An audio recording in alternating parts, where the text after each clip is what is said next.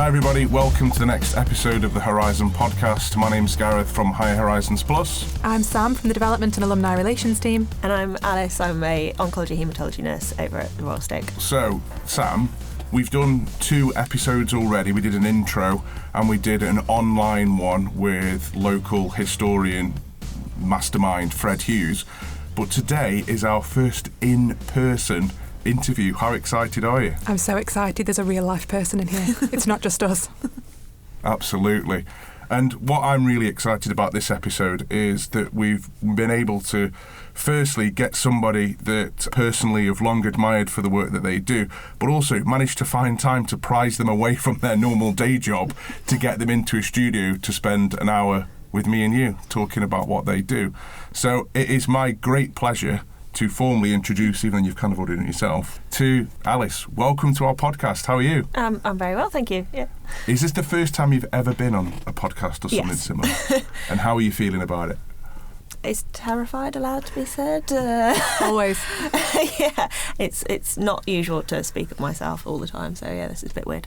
Absolutely. Well, we like weird on this podcast. And what we kind of want to do is to find out a little bit more about what you do, because the work that I do with the schools and encouraging young peoples from particular backgrounds is to showcase fantastic careers, showcase the types of jobs that are available to them. And what we've seen in the last 12 months during this pandemic is a real emergence of young people wanting to go into key worker care professionals as well. But in terms of you working in the NHS, it hasn't always been that way, has it?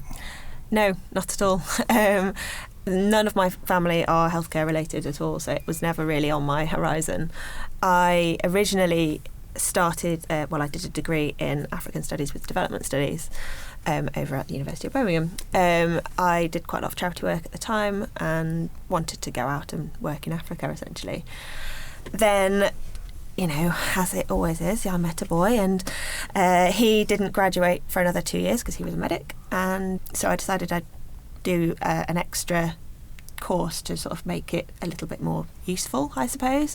So I looked at doing what we would now call key worker type qualification. I looked at Teach First, but again, it would have ended me up down in London and that sort of thing. Then I looked at law, which was just not for me. The law conversion day was so boring that I walked out after 10 minutes, so I figured I probably wouldn't be able to do the conversion itself. And then I literally just stumbled across a careers fair, and this lady walked up to me and she said, "Oh, have you ever thought about becoming a midwife?" And I was like, "Oh, well, you know, I've thought about it, but, you know, I've just done a degree. I'm already ridiculous amounts in debt," and this was a while ago, so it'd be even more now. And she said, "Oh, well, you know, do a nursing diploma and we'll pay for you to do it." So that's how I accidentally became a nurse. I never did become a midwife. It turns out I actually quite like nursing. So I was very lucky, though, because back then the diploma still existed, and we were funded to do it. So not only was it all paid, I was given a non-means tested bursary. So essentially, if it had happened today, I wouldn't have been able to be a nurse because I already had 10 grand of debt.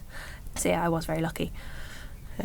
Incredible. So you started out wanting to work in Africa. Yeah. You ended up doing African Studies a degree. Yeah. Now, a lot of young people that we speak to feel like they do a degree and they have to go into that industry, but you're testament to doing completely the opposite. I mean, even though now I'm obviously not in a BA type role in any way, shape or form, having a degree does make a big difference, because it means that I can apply for things that I wouldn't be able to apply for with the nursing diploma. So I'm currently doing different master's modules in nursing type things, but I wouldn't be able to do that if I didn't already have a degree. But that degree happens to be in African Studies, not nursing. And sometimes it can help, if I know it has done before in the past when I've applied for things and people have looked at my application and gone, "Oh, nurse. Oh, this one's got African Studies, that's a bit weird." And it's just an extra thing, really, I suppose. Sometimes it separates you from the crowd. Yeah. You know, when there's too many of one applicant from one particular area, then somebody stands out, and you're somebody that certainly stands out, Alice, from all the conversations that we've had and the research that we've done for this particular podcast. Do you want to bring any thoughts to this, Sam? The bit that made me laugh was when you mentioned law, because it is, I think it's a Marmite course, let's face it. you either love law, you go in, it's everything you've ever thought it could possibly be, and of course you want to be a lawyer and you want to, go out there, or you absolutely hate it and you never want to see the word law again, let alone anything else. And anyone that I've ever spoken to is exactly that. It's either love it or hate it. And so I get it. I think it really just goes to show that, like, there's something for everybody. Like, everybody's different.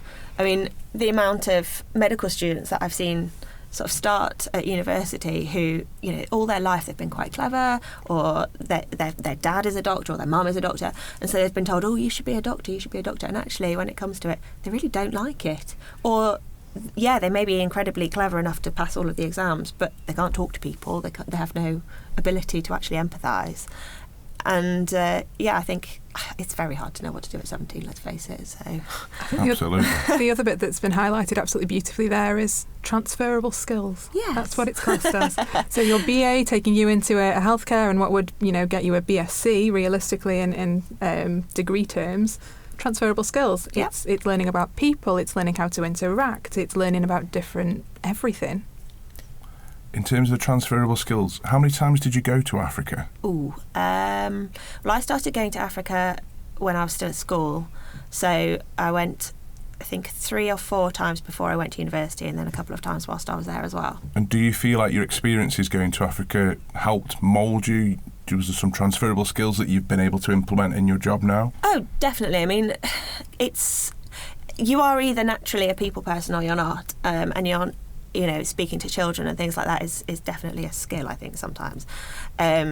And I'm pretty certain that the greatest skill I have as a nurse is the fact that I can make small talk quite easily, because that's my job. That is like 90% of my job, is making somebody feel comfortable, just by nattering away about dogs and children and all that sort of thing.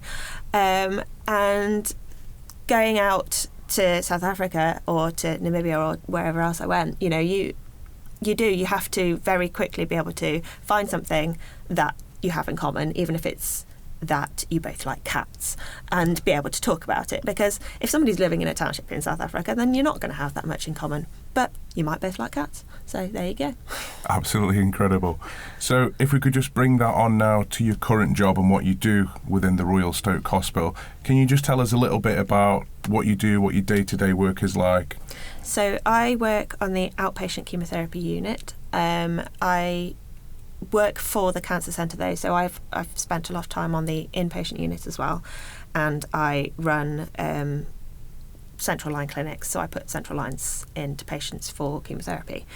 My day-to-day life is mainly spent on the chemotherapy unit, so we open up at 8 o'clock, and then have a very, very constant stream of people coming in for chemotherapy, for other treatments that are combined with the chemotherapy. Some patients who are not chemotherapy patients at all, we have haematology patients, so we give iron and blood and most things that you can put through a cannula. As a senior staff nurse, it's my job to sort of make sure that everything runs smoothly. So I will deal with patients, but then I'll also be making sure that all the staff are okay, making sure that we've got a chair for every patient, making sure that we're running to time, and if we're not, like shifting people around and all that sort of thing. Wow. So yeah, that's my job. So an incredibly busy time at the moment. It's always busy, to be perfectly honest, especially in cancer. Let's face it, it's not going anywhere. It's 1 in 2 people now are going to get cancer at some time in their life, and we have incredible treatments that we can do. People always say to me, oh, it must be an incredibly sad place to work, but actually we see over 150 people a day, and vast amounts of those people we'll never see again because they will never have to come back to us. So the treatments are changing so consistently that it's just getting busier and busier, let's face it, because we can do more. But I think right now, sort of coming to the end of the pandemic, we are suddenly seeing a huge influx of people who perhaps were putting off going to the GP, or who were diagnosed but had to have surgery before they could have chemotherapy. We've got a big backlog of people coming through now. Big backlog of people coming through, a lot of demands on the team, a lot of emotional drains on the staff that work there, physical drains. And obviously we're interviewing you on the day that in the national press MPs have formulated a report on overworking of staff and how things are going to be workforce planning for the next 5 or 10 years. How do you see your current team developing, growing? Are you looking to recruit more nurses? Or? My particular team is a difficult one because although we do have newly qualified nurses coming into the inpatient unit, and we really, really do, in the outpatient unit, obviously you have to have quite specialist skills. People are not wanting to work in cancer at the moment. We don't know why. We've had multiple jobs out recently and it's just not where some people want to be. Most people go to university, they do their nursing course, they at some point during that time go to a ward or go to an area that really interests them, and then they sort of formulate from there. Or they literally, so I don't know if you know how it works, but as a newly qualified nurse, you can apply for a newly qualified nurse post, which you just apply to the hospital, you vaguely put into order what you'd like, and they'll just put you somewhere. So a lot of people just don't know. For some reason, I always knew I wanted to go into cancer. Right from the minute I decided to be a nurse, that was it. And I don't know why. I think it was just on a whim in some ways. Luckily, I quite like it. But I started out in ED, in the emergency department. I did my time there and then went into cancer care. But I'm not sure it's a place always for newly qualified nurses, just because it is a lot. It's like learning to drive in nursing. You can have your degree, you can pass your time, but actually when you get out there is when you properly learn how to do it. So to be able to learn how to be a nurse and learn your craft whilst also then having to learn how to give chemotherapy, how to access central lines, how to do this and that and whatever, it's an awful lot. But we do have newly qualified nurses in the inpatient unit who have been incredible, and actually we have a lot to thank them for, because they were students during the pandemic and they chose to work with us, and basically we couldn't have done it without them, to be perfectly honest. We were very, very short-staffed at times because of people having to shield, and then people not being well for all sorts of different reasons. People having to stay at home and look after their children, all that sort of thing. So yeah, we went through a stage of not having very many nurses at all.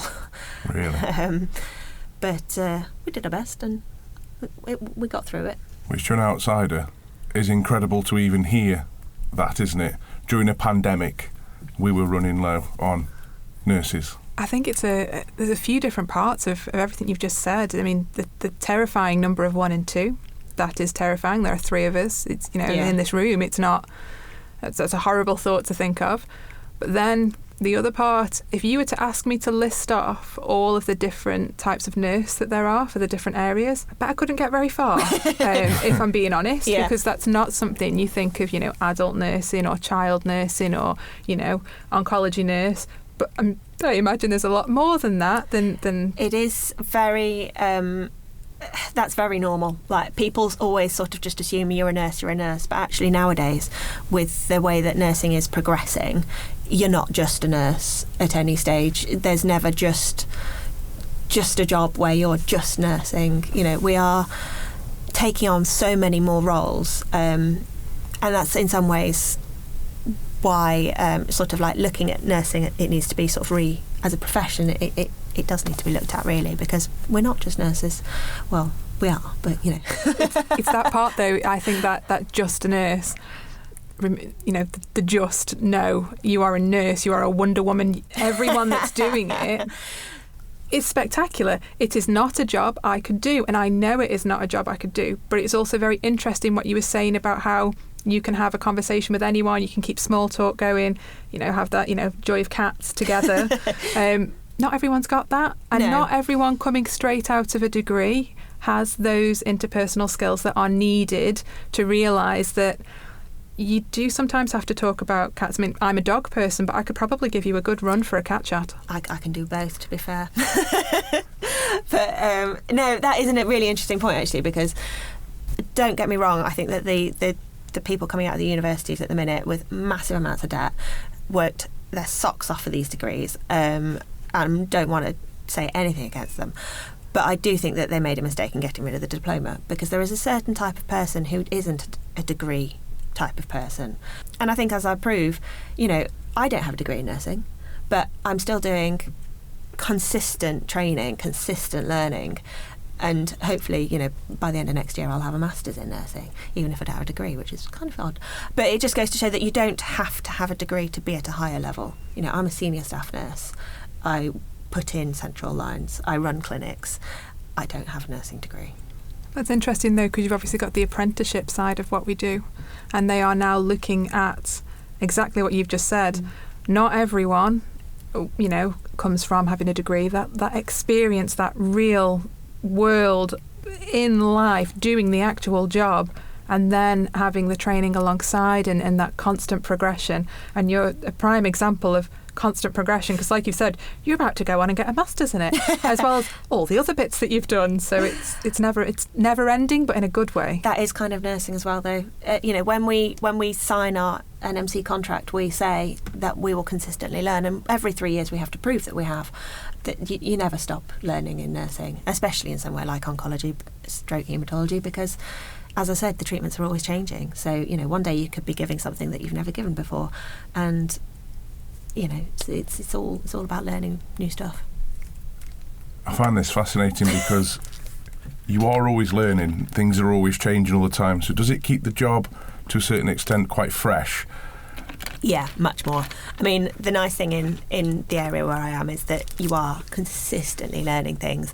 You never have a day the same. People quite often ask me whether the chemotherapy suite is a boring thing to do, because you're going in and you're giving treatment and then you're going to the next person and you're giving but it's not at all, because you're mixing one treatment with another treatment. You might be venesecting, so basically bloodletting one patient whilst giving chemotherapy to another, whilst counselling another, and you have to, it keeps you on your toes the whole day, because you could be talking about a cat with one person and a dog with another and a child with another. And I learnt an awful lot about golf the other day. I've been taught how to make a doggy birthday cake. You are just meeting people all the time and just chatting, a lot of it. There must be some characters as well that you meet. There certainly is. Yeah, and it is one of those places where, yes, sometimes it is incredibly sad when you lose somebody who you've been working with for a very long time, but also you've had the joy of actually getting to know that person and help them out during a time when it's been horrific for them and their families. So it can be all sorts of things, really. I think you've been extended family to a lot of people during this pandemic, because they wouldn't have been able to have people in to see them. Yeah, and we've had a lot of people who come in and it's their day out, essentially. Like they don't go to the supermarket, they don't go anywhere else, and they may not even have anybody to talk to face to face. So actually we are their day out, and in some ways they were our day out as well, to be perfectly honest. It's not like any of us were going anywhere that special either. So it was, yes, working through the pandemic was really, really hard, but also thank goodness I got to leave the house and meet people and see other people. Otherwise I'd have had to homeschool. Incredible. So in terms of meeting all these different people in this really intense environment that you're working in, I can only imagine what your brain must be like during the day. You've got all these different patients with all these different individual needs, all these different conversations that you kind of want to remember them so that you do your rounds, and you talked about the golf, you want to kind of talk to them later on about it. So you're having to retain all this information about lots of different people. How tiring must that be on a daily basis? It's incredibly tiring, actually. Because people know that obviously we're on our feet for up to 13 hours and think that physically it must be draining, and physically it is, but you get used to that part of it, whereas actually mentally it is incredibly you don't realise the impact of it until you're ready for a holiday, and then you're like, oh my goodness, I am so ready for a holiday. Because just the very act of I think somebody described it to me as having 30 different browsers open and the music's coming from somewhere and you can't work out where. You've just got to shut down everything for a small amount of time just so that you can actually reboot and remember what's going on in your daily life. That's incredible. So in terms of shutting it all down and rebooting and refreshing, I think it's important for our listeners to find out exactly what you do in your limited spare time, Alice, to reboot and refresh. So can you just share with us what you like to do in you? I'm a triathlete, so I like to swim, bike and run. Just why not, really? Why not? Their 13 faces are hilarious right now. 13 hours on a ward, what are we going to do? Let's go swim a canal. Why not? Just crack out the bike. I mean, at the minute, so actually, you say after 13 hours, it is after my sort of long day, as we call it, is my best time to go to the gym because it gives me that time to completely just blast my brain out and get rid of all the nervous energy, because you are living on adrenaline the whole time. Often we don't get our breaks and all that sort of thing, and so it is, you have all this nervous energy that you need to get rid of, and sort of sometimes you need to think through the day without actually thinking through the day. I mean, obviously nurses, I'm sure a lot of people will agree with me, we are taught we have to reflect an awful lot, we have to write it down. Actually, sometimes you don't want to write it down. Sometimes you just want to think about it and get a bit stroppy about it and then take it out on a treadmill. Also, let's face it, if I finish at 8:30, then that gives me some time to go and run on the treadmill when my daughter's already asleep. So I can fit it in a little bit better. Absolutely. Tell us more about this triathlon, because what you've done is remarkable. And, don't be too humble about it, because you've not just done any triathlon, have you? No, I've done a couple of different races, but I've done one of the Ironman races as well. So I started cycling just before my daughter was born, and was quite. I enjoy long distance cycling. I enjoy having a reason to go out and train and a reason to get somewhere, and then. I also have been a runner for quite a long time because my dad told me when I was 15 that he bet I couldn't run a 10k race with him, and he was then £100 down. So he says it's the best £100 he ever spent. So I just after my daughter had born, I just decided I really wanted to do an Ironman. I'd never done a triathlon. I couldn't swim very well, and I don't know really why I decided I wanted to do it. I just got this idea in my head, and once that idea is there, you can't really get rid of it. So I looked at the different races. Now, Ironman is a brand, but it's also a distance. And they hold one in England in August and one in Wales in September. And this was about due time. So I figured, well, I'd probably better give myself a bit of time to learn how to swim. So I signed up for Ironman Wales and did Ironman Wales that year. So within what period of time could you not swim very well, and then? About 4.5 months. So in 4.5 months, with not being a particularly competent swimmer, you're now swimming outdoors in a lake? Ironman Wales is in a sea. In this, of course it is, yeah? And what distance to swim? It's 3.8 kilometres. So 3.8 kilometres against the tide in September, was it? Yes. So, OK, you could argue, the sea's had the summer to warm up, but it's still in the British Isles. It's very cold.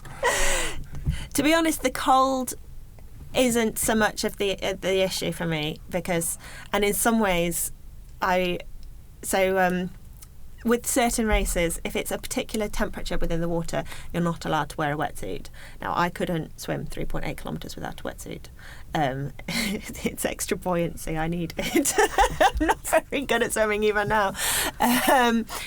So it was more, I was absolutely terrified of the sea.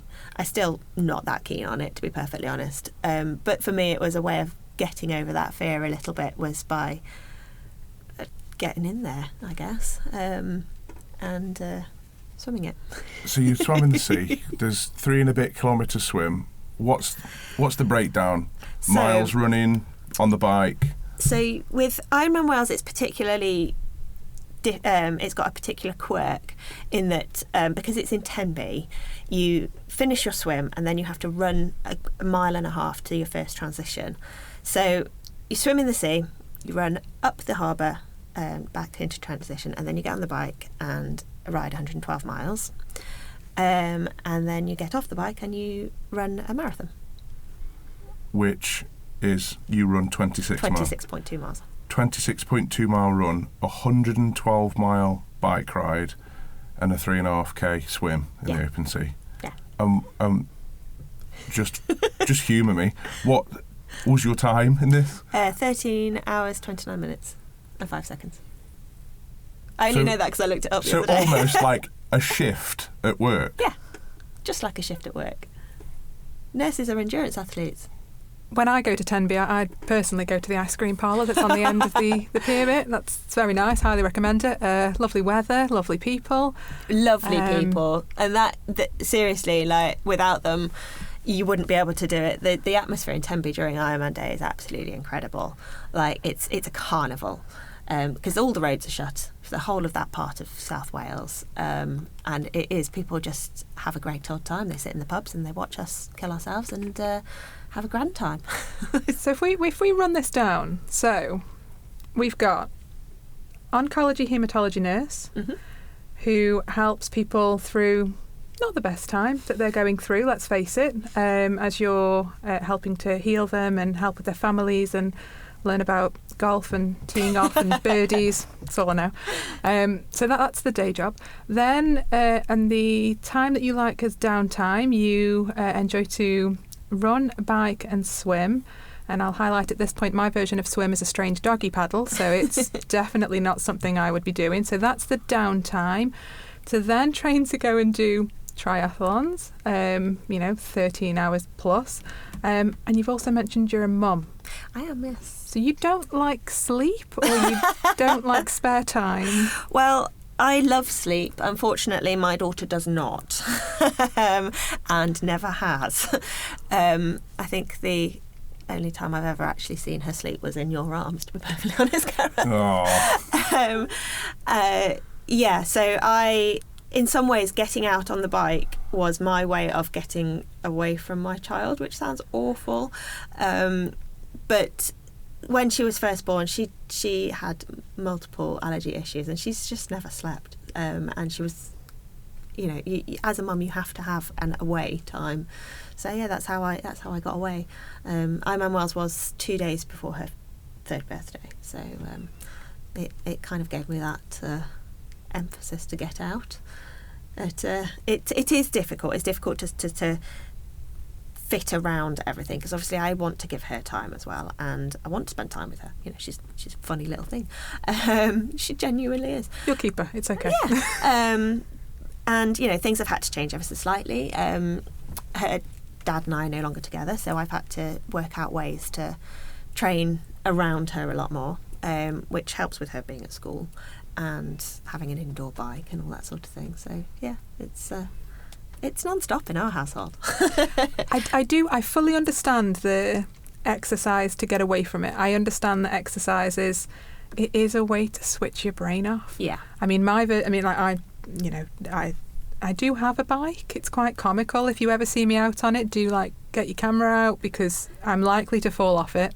Or ride into somebody, and I tend to stop it with my feet because I'm really not very good. That's not my version of exercise, but I do totally understand. It's just something about you doing that, whatever that is. If you're focusing on the mileage you've got to go, the pacing you need to stick with, that you're breathing, all of those little bits that's just keeping you moving, keeping you going. You can't think of anything else. Yeah, no. As I said, I'm not a huge fan of the sea, but I do swim in a lake quite a lot. I find outdoor swimming incredibly de-stressing, especially during the wintertime, because as you say, you're so focused on breathing and not freezing to death that you can't think of anything else. All you can think of is, oh, my face has gone numb. Oh, and it's the epitome really of just enjoying being in your surroundings and working out what your body can do. And the human body is an incredible thing, and pushing it to its limits shows you just what you can do with it. Admittedly, I am incredibly competitive. Most people wouldn't do this. But everybody needs something, and I think it's really important, not just as a parent myself, you kind of need your own outlets, and I think it's really positive and healthy that you're recognising that you have your career that you give your absolute all for. you have your daughter that you give your absolute all for, but you need something for you, and that one thing for you allows you to do those other things to the best of your abilities. Absolutely. That ability to de-stress. And there'll be so many people listening to this podcast that are listening to this podcast whilst doing work on a laptop, and they're spending far more than their 7.5 hours that they're sort of not timetable. Do you know what I mean, though? That your normal daily working day is, because the pandemic has made people pick the laptop up at 10 o'clock at night and things like that, and people are forgetting to de-stress and do their own things. And I think you couldn't train during the pandemic, could you? No, not as much. So obviously I couldn't swim at all. All the pools were shut, and actually the lakes where you can swim around here were also not open. I obviously could go out for a run, or I could go out on the bike, but also all of our racing schedules were all completely stopped. You know, I started last year with the plan I trained throughout the winter because I was planning to go to Lanzarote in the May and do Ironman Lanzarote, and that was the first one to be cancelled, and then it was the next, and then it was the next, and it just got so disheartening, and not having something to work for, plus with the fact that we were all sort of putting in a few more hours at work and all that sort of thing, and not having the childcare there because of the pandemic and things like that. I just didn't have the opportunity to go out and, let alone train, just go out and set time on the bike. And by the time it got to sort of October, November time last year, I was feeling it, you know, mentally. I just wasn't able to continue pushing without that outlet. And I notice it now this summer. Now I'm properly back into training. I'm like, oh my goodness, yeah, this makes me so much happier. And I think the problem during the pandemic for all of us that were working was that, yes, that my outlet is particularly weird, but everybody has an outlet, whether it's they're going to have a coffee with their mum, or they go and see their sister, or they go shopping, or they go and see the lads down at the pub. Everybody has got an outlet.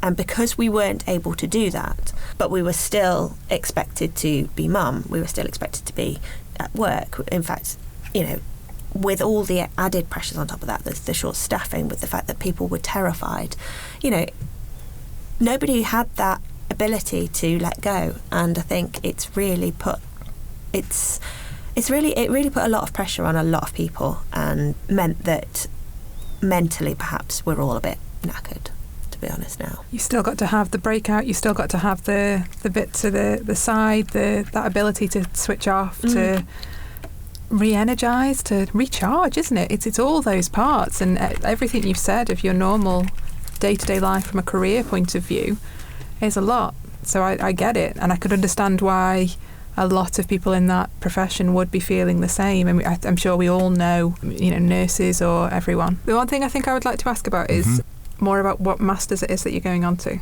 It's a complete mixture at the moment. So I did one standalone module over in Coventry, which was in adolescent and young adult cancer care, and then here I'm doing a standalone module in advanced health assessment, which is the first time they're doing it as a standalone.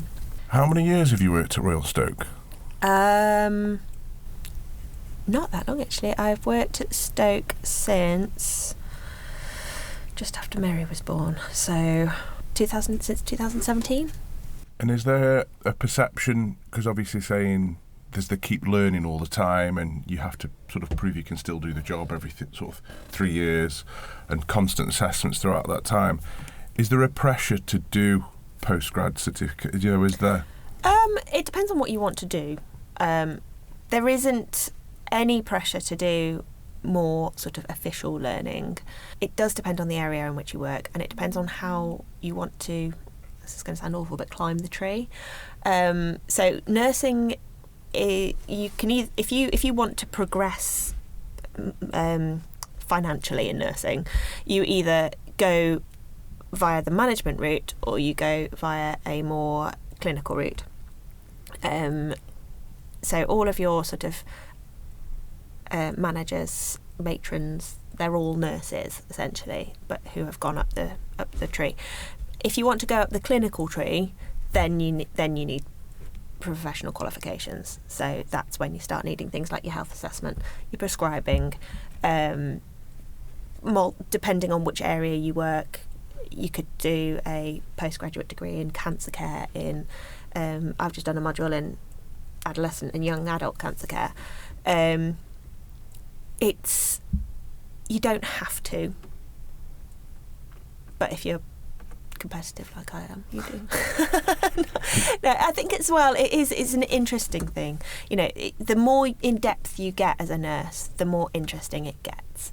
It's you can just go in and give chemotherapy. Well, you can't, but every day, or you can really get to know why you're giving what you're giving and how it works. I mean, admittedly, yes, you can't just go in and give chemotherapy. I'm sorry, I've completely gone round in a circle here. You have to. So there are certain things that you have to have qualifications for. To be able to give chemotherapy, you have to have what's called a chemotherapy licence, and that is 30 hours of training to get into that. To give intrathecal chemotherapy, then again you have to be on a register. There are certain things that you have to do learning for, but you don't have to do postgraduate learning. I'm sorry, that's a really bad answer. No, there'll be a lot of people listening and thinking, how do I get into this industry?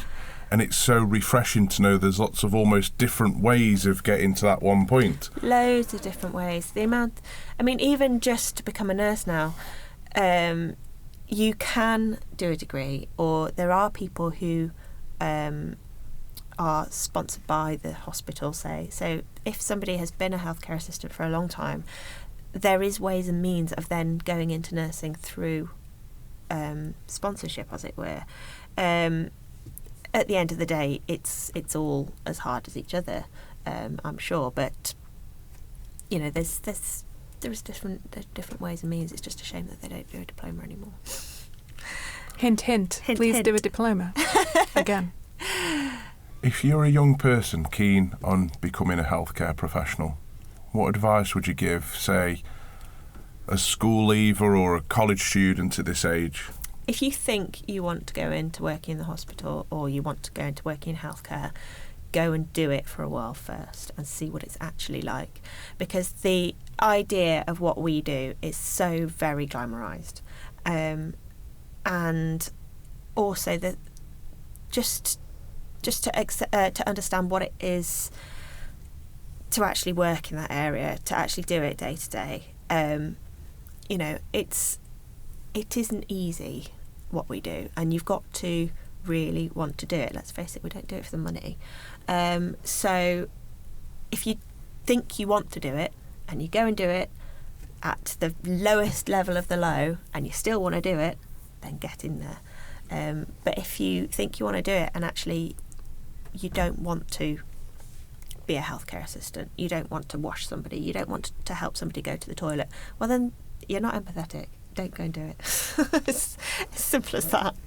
Everybody's got to start at the very beginning and actually learn to care. What about advice you would give to a student? So a student that's currently going through it, might be in their second year, maybe moving into final year, and they know they've done that part, they know they're empathetic, they know it's a career they want to do, but they might be having a wobble of thinking, oh my God, all of this. It does get easier. It's that sort of latter bit of your nursing training when you suddenly realise that in a certain amount of time you're going to actually have to do this and be the person who makes decisions. It's absolutely terrifying. But as I said to you guys earlier, it is like learning to drive. Once you get let loose, it's scary, but you'll be fine. You just got to do it. At the end of the day, I've been nursing for nearly 10 years, so I'm now at a stage where I feel like I know what I'm doing, but that's now. It takes a while. Was there a moment where you learnt to drive?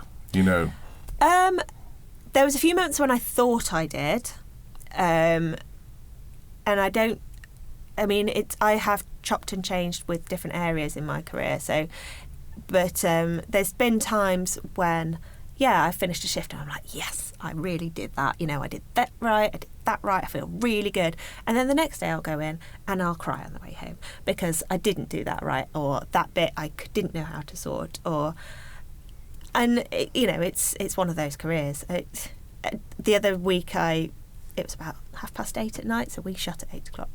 I was thinking, oh no, I'm the person who has to make the decisions. There is nobody else here. This is my job now. And it was like, oh crap. And it was. It's. I don't think you ever really think that you're a grown up, do you? It's. I'm not one yet. I'm pretty sure. Far from it. It is that point of it. At what point are you a grown up? At what point Never. is it all on you? I mean, was it when I bought my Dyson? Was it at which point is it? You have kids, you have all these different things, but at no point you still don't feel like you're always looking for that adult to go and ask the question. You just Absolutely. need to find a more adult. Yep. And you're fine. An adult. An adult. I like it. I think that's fantastic. And I just think that we've touched on so many wonderful points here with you, Alice. You've shone a light on an industry that we all think we knew, having watched the news throughout this whole pandemic. But I think you've given a really candid insight into your work and what you do. And I think you've been a wonderful guest. Thank you so much. You've made us laugh. I'm your only guest. You've made us laugh, you've made us cry, you've made us think. And I think some of the young people listening to this who do want to go in the industry, you've given some real valuable experience for things.